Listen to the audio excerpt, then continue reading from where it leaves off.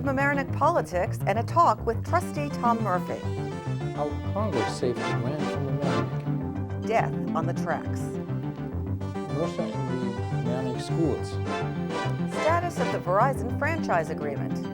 And a famous musician comes to Westchester. Those stories and more coming up on this edition of Larchmont Mamaroneck Community News.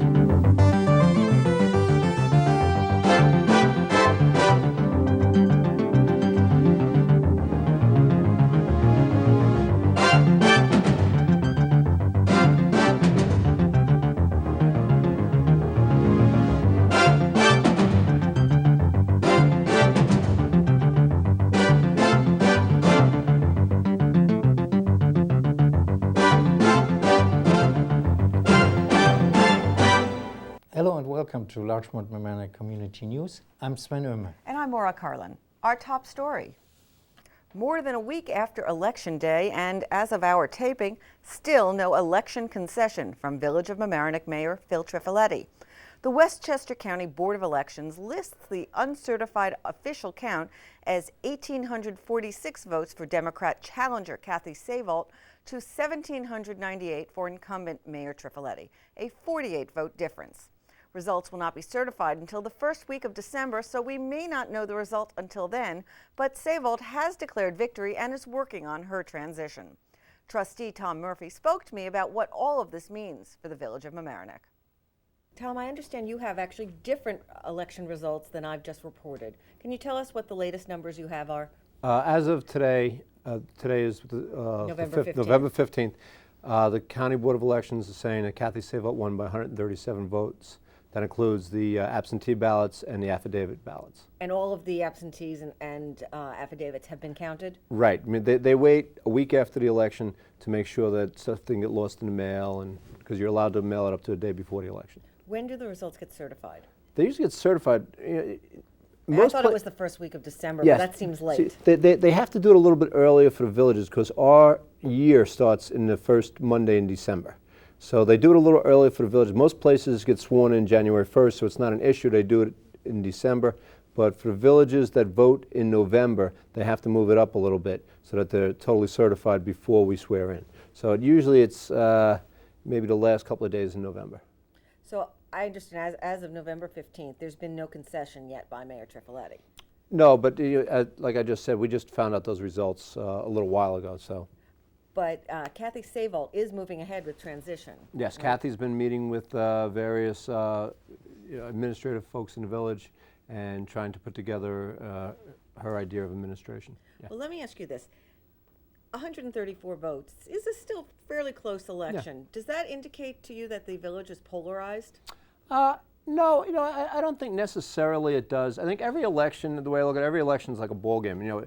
Depending on which pitcher is on which mound, you get different results on different days. I mean, last year, we won by 1,200, 1,300 votes, and I didn't take that to mean that everybody was saying to us, "Do whatever you want to do. We love you guys." Politics is very fluid, and at the end of the day, a win is a win, and you can't really focus on the margin too much, whether it's a margin of 130 votes or a margin of 1,300 votes. And I think you just have to, go forward and try and, win over the people who maybe didn't vote for you. And, I find people who might have voted for you one time won't vote for you the next, and it's all very fluid. But as polarized, I don't think the village is necessarily polarized. I think it has a lot of difficult issues. And those difficult issues, kind of put people on different sides. What someone might be on the other side of one issue, but on the same side of another, like be pro-development, but have the same feelings about litigation. Well, what do you think was the galvanizing issue in this campaign? I think the galvanizing issue was there were two. I think it had to do with development and people having the feeling that the developers were really running the village. And the second one was just we had been in the news too much about litigation. We'd spent too much money on litigation, and people wanted an administration that would control that and try and move us forward. People don't want to read about their sleepy little community in the New York Times. We shouldn't be the subject of federal litigations that are precedent setting. It's not a good use of tax dollars. Okay. You're now going to have a board of all Democrats. What do you think? How do you think that will affect the governance of the village? You know what? I think what people should focus on, not as party affiliation, is the people. We'll have 5 different people. You know what I mean? I've been on a board of all Democrats. I've been on a board of 1 Democrat and 4 Republicans. And it really is, it's just personalities and how you look at issues. And just because we're 5 Democrats, actually we're not even 5 Democrats, because Tony Ryan is a registered independent and John Hofstad is a registered independent. Okay. But you know, they run on a Democratic line and they lean that way. But I think what it is, it's 5 individuals trying to solve problems, and it doesn't really matter what party you're from. I mean, it's a local election. I mean, what are we going to fight about? How to pick up garbage? You know, these should be mundane things. Our meetings should not be that interesting. Okay. Well, what do you do now? How do you move the village forward? What do you think the first steps are going to be? I think the first steps that all 5 of us have to work on is finding, good people for the boards and commissions, planning and zoning and harbor coastal zone management and recreation. And do you start anew? And no, there are terms, but there are certain people that are coming up, and we have to look who we're going to put on. Are we going to keep the people? Just because those are very important positions, and they have a lot of say in what goes on. You're an elected official, but sometimes the zoning board has more power in certain areas of the village than the elected board, and people have a hard time distinguishing that. And that affects the development. What's the first step with regard to the litigation issues? Well, we passed a law a couple of weeks ago that requires the village attorney to be an employee of the village. In other words, we won't be hiring outside counsels who get paid by the hour, and so they kind of have a built-in incentive to keep litigation going. And are you hiring a village attorney? Yes, for that a village attorney who is an employee of the village. The U.S. Congress was successful in overturning a veto by President Bush. He had vetoed the Water Resources Act. Under this act, Mamaroneck might receive $30 million for necessary work on the Sheldrake and Mamaroneck rivers to prevent flooding like the one that occurred earlier this year in April. Overall, the act includes spending of $23 billion. U.S. Representative Nita Lowey of Harrison, a Democrat, lobbied her colleagues for overriding the veto. The act will now be implemented, and the money will go to the U.S. Army Corps of Engineers. It will draft plans on how to change the situation in Mamaroneck along the Sheldrake and Mamaroneck rivers. Some of the money of the total $23 billion act will also go towards improving the water quality of Long Island Sound. It will restore habitats for oysters and other shellfish, and will also be spent on sewage treatment plants. A fire that destroyed a yacht in Marmaroneck Harbor on November 7th has been ruled arson. Officials had estimated the value of the yacht at $750,000. According to the Harrison owner, no one was on board at time, and we'll keep you posted as things develop. A Marmaroneck man was killed earlier this month on a Friday morning by a Metro North train. David Serrano, whose last known address in Marmaroneck was 704 Palmer Court, was killed near Railroad Lane in the village. The incident apparently occurred at 1:16 a.m. The train engineer of the train that hit Serrano did not notice the incident until later, when he inspected the metal plates at the bottom of his train. Serrano apparently died from head and neck injuries. The body itself was discovered by a later train that morning. Police are still investigating, and as there are no eyewitnesses, the evidence of what happened will most likely come from the medical examiner's office. 2 of the 4 guidance counselors at Holmex Middle School have been put on administrative reassignment. No reason has been given for why Elizabeth Denhoff, who received tenure last year, and Hiroko Hiroshi, tenured in 2004, were removed from their posts. School Superintendent Dr. Paul Freed sent 2 letters to parents informing them of the reassignment, but not giving any reasons other than that it is a personnel matter and that, quote, "At this time I have no reason to believe that the health and safety of any child has been put at risk," end quote. According to spokeswoman Joan Rosen, the district is not permitted to provide details to protect the privacy of the counselors. Rosen also said that there is no set time frame for determining whether the counselors will return to their jobs or be replaced. For now, the district has the Holmex principal, assistant principals, social workers, and psychologists filling in for those who need counseling. What did the municipalities decide about the future of Verizon Cable? Residents in our area will likely have another choice for cable TV provider, perhaps as soon as next month. A franchise agreement with Verizon Fios has now been approved by the 3 municipalities. If the deal is okayed by the State Public Service Commission, Verizon says it will begin offering television service as early as December or maybe January.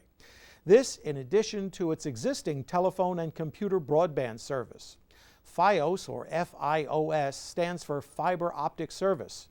The agreement between Verizon and the Village of Mamaroneck, the Town of Mamaroneck, and the Village of Larchmont is for 15 years. It calls for the standard 5% of revenue to be paid to the municipalities for use of public rights of way. That's called a franchise fee. Additionally, Verizon will provide financial support to LMC-TV, our community television organization, which will have 3 channels on Verizon's system. The municipalities are hoping that Cablevision will now match Verizon and renew its franchise, which actually expired a year ago. A spokesman for Cablevision said at the public hearing that his company is very close to an agreement with the 2 villages and town. Reporting for Larchmont Mamaroneck Community News, I'm Mike Witch. Glenna Gray reports on the Marmaroneck School's capital spending plan and how you can be heard. It has been 6.5 years since residents of the Marmaroneck School District approved a $49.7 million bond for major improvements at different schools. At the November 6th school board study session, the building committee presented a list covering mostly maintenance and repair items at the district schools.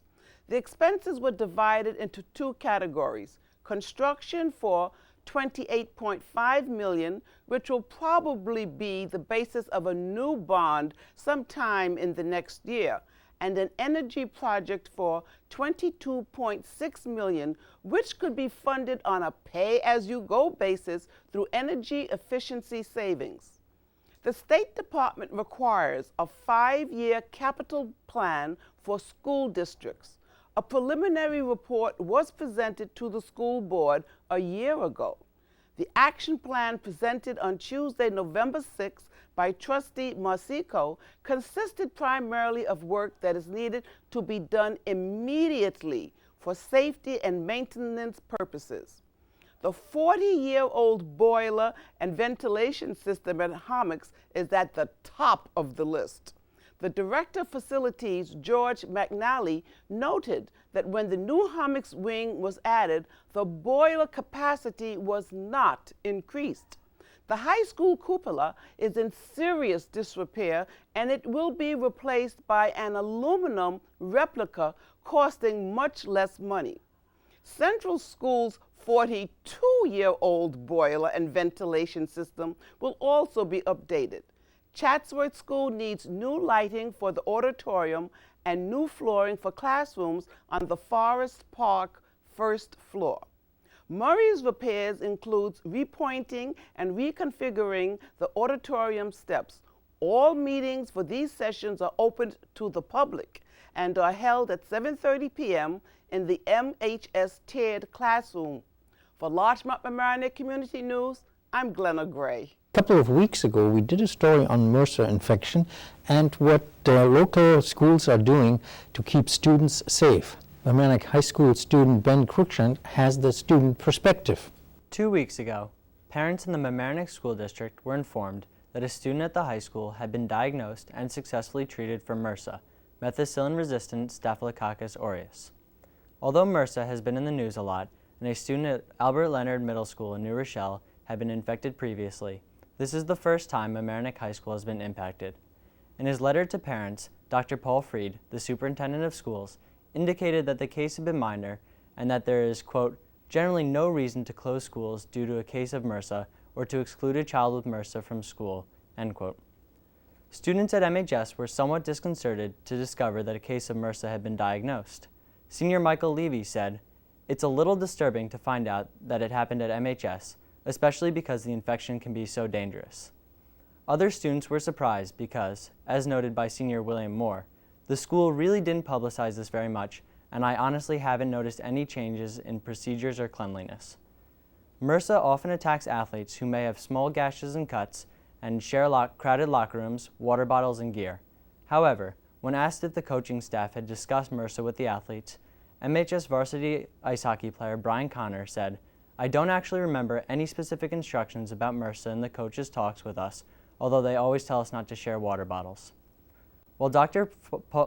Freed stated that there is no reason to close schools or exclude a child with MRSA, many districts, including New Rochelle, Croton-on-Harmon, and Yonkers, have thoroughly disinfected the school after a case of MRSA. Mamaroneck School District representatives could not be reached for comment about whether MHS had been thoroughly disinfected after the infection was discovered. For Larchmont Mamaroneck Community News, I'm Ben Cruikshank.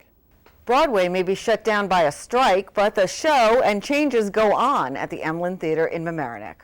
Mike Witch explains. You might already know that Michael Bush is the new artistic director of the Emlyn Theater. And last week, the theater announced 2 more appointments. Lisa Dozier will be their new associate producer, and Adrienne Goulet joins the theater as director of marketing. The appointments are part of a revitalization of the Emlyn, along with a $10 million renovation project they call The Next Stage. The Emlyn's new trio have promised us an interview, and we hope to introduce them to you in the coming weeks. Something else to look forward to, a tribute to the Bluebird Cafe, the Songs of Nashville.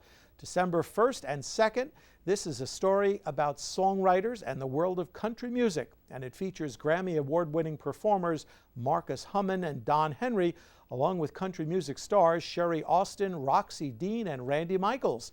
Call the Emlyn for tickets. Reporting for Larchmont Mamaroneck Community News, I'm Mike Witch. It's hard to believe, but holiday season already is upon us, and St. Thomas Church is getting into the swing of things.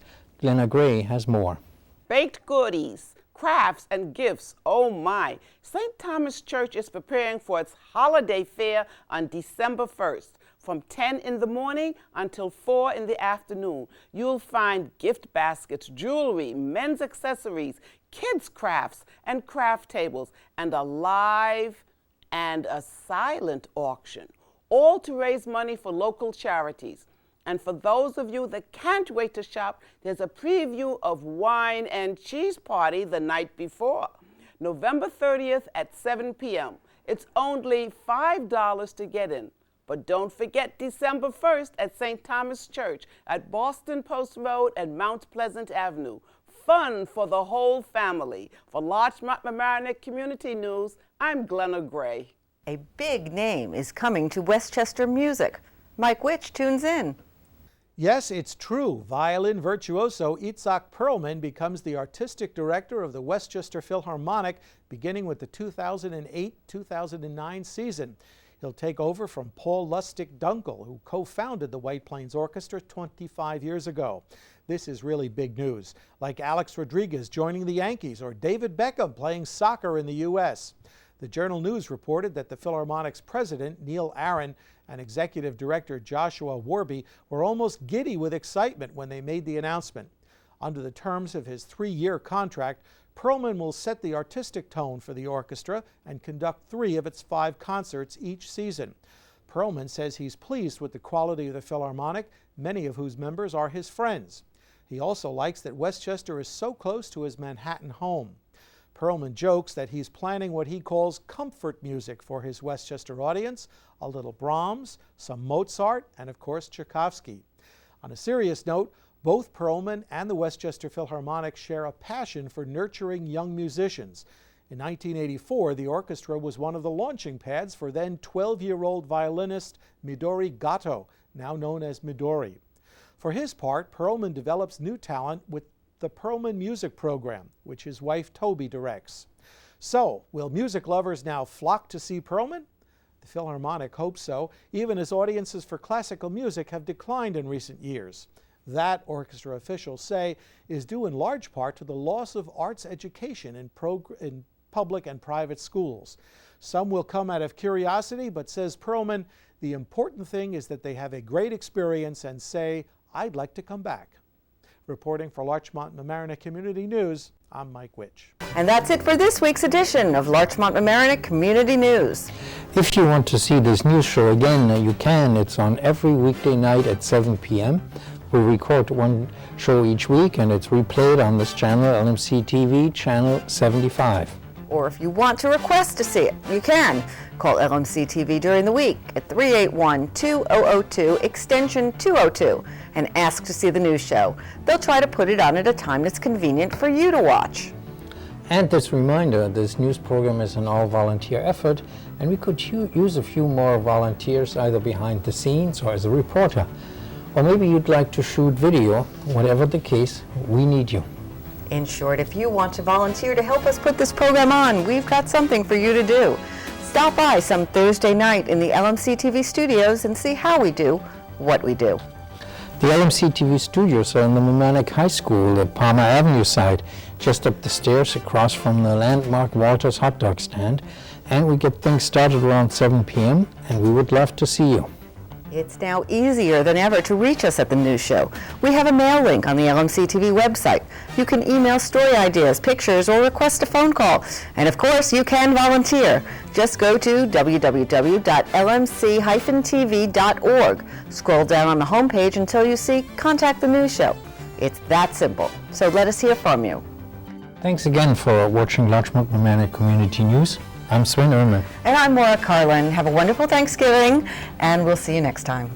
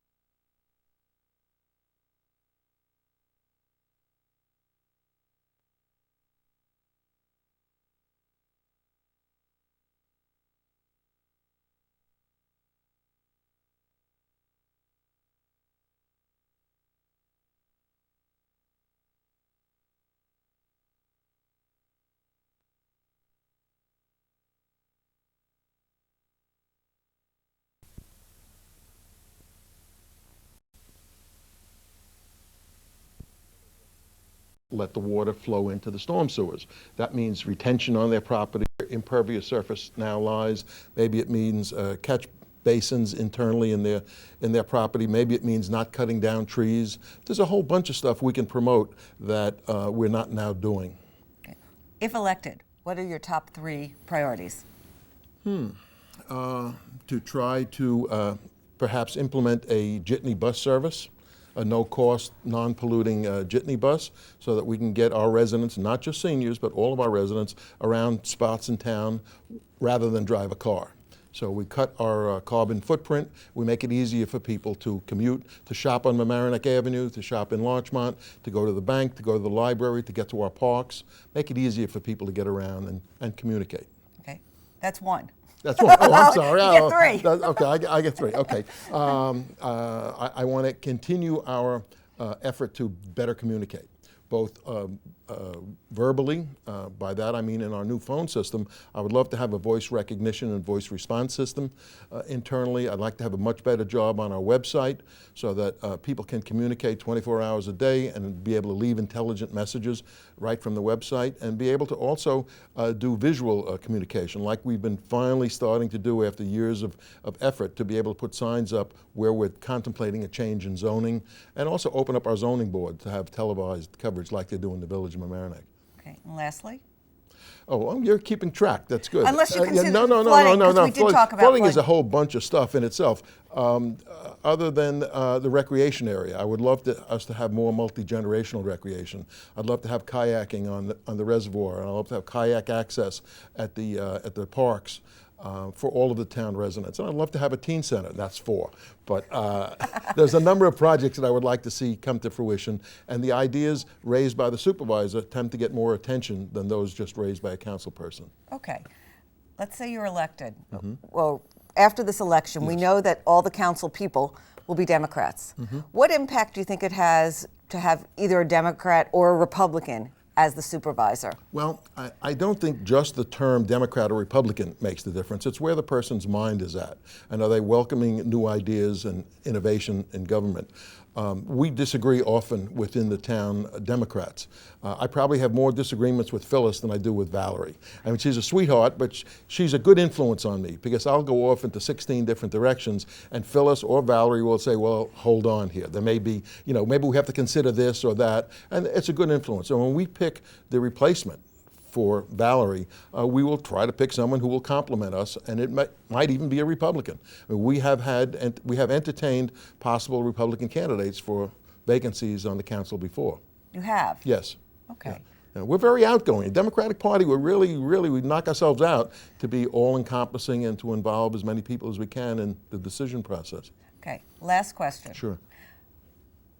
What would you like to say to voters? So your last words. My last words, well, I personally love Valerie. So that's kind of a that's strange. That's going to get quoted. That's fine. That's I think an interesting thing. And life is too short, and our government is too important, and what we're trying to do for the town is too important to make artificial barriers between us. And so I think together we can move forward. I would love to have Valerie as part of a new administration, one way or the other. I think that we can do lots more. I have lots of ideas. People go over the hill at different speeds. Right now, I think I still have the energy and the enthusiasm for the job, and I'd like to be able to put it to good use while I still can. Thank you very much. Thank you. And that's it for this week's edition of Larchmont Mamaroneck Community News. Don't forget to vote on Tuesday, November 6th. We hope tonight's show helped make your electoral decision. Thanks again for watching Larchmont Mamaroneck Community News. I'm Mike Witch. And I'm Maura Carlin. We'll see you next week.